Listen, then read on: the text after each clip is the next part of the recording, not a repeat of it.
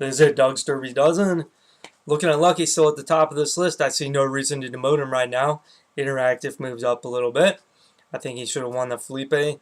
There's a fraudulent pace there. We'll get to that in a second. Noble's Promise. I see no reason to jump off his wagon either. He won't even have to be looking at Lucky in the Arkansas Derby. And then you have Escandarea, who's at the top of a lot of people's list, not at the top of mine. Look, he won one race basically, other than his maiden as the Fountain of Youth. And it was at Gulfstream Park. He's going to run at the Wood this weekend, and he basically has to make some money there to get in the Derby. He is not in the top 20 graded earnings list right now. Icebox and Pleasant Prince from the Florida Derby, they're looking good. Jackson Bend and Awesome Act going against Escandarea in the Wood. That's going to be interesting. And then you also have Endorsement, who, he's from the Sunland Derby.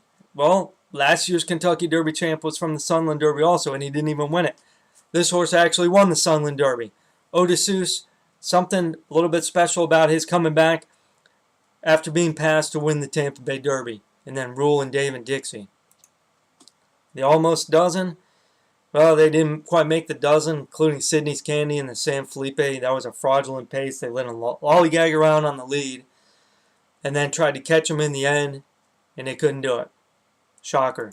So this weekend in stakes races starts off Friday at Keeneland in Oaklawn Park, Transylvania Fantasy Stakes, featuring the top filly, Blind Luck, who is currently second in the graded earnings and could run in the Kentucky Derby if the connections so choose. Aqueduct, a big card with the Wood, Carter Bayshore.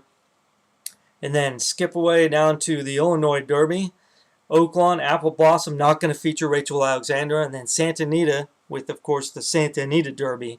And Ashland with the big filly race at Keeneland.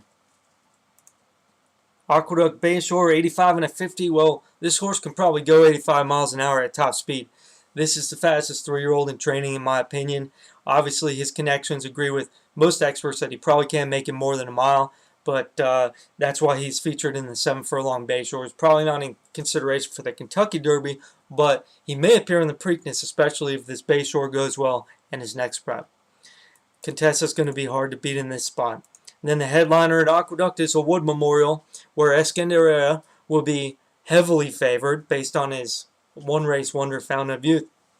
I'm not completely sold on him. Look, the last time the Fountain of Youth winner won the Kentucky Derby was in '95. Last time that Fountain of Youth winner, finished in the money in the Kentucky Derby was '97. So the race really hasn't mattered much recently. Awesome Act loves this track. He finished first. He won the Gotham. He actually got a pace in that race, which was surprising. But he loves this track. He switched over from turf a couple races ago. Obviously, he likes the dirt, and he's going to be the one to beat, in my opinion. But Jackson Bend, top Briz figure, top pace figure, scored both of those at Calder. He's coming in here after a couple subpar races at Gulfstream, and he could actually get in the way of Escandarea's Derby hopes as well. And Schoolyard Dreams, the heartbreak finisher in the Tampa Bay Derby. Santa Anita, we have Looking at Lucky, and then we have the rest of them. Looking at Lucky is the best late runner in this field, and it's one of the best late running 3-year-olds, period. Kara Cortado won a nice prep here in the Lewis. Sydney's Candy, all right, I'll give him the San Felipe. I told you that was fraudulent. I don't think he's going to be able to lollygag around the pace. This time, Slipshot's going to be with him, and he's got the extra half a furlong that he's going to have to hold on to that lead.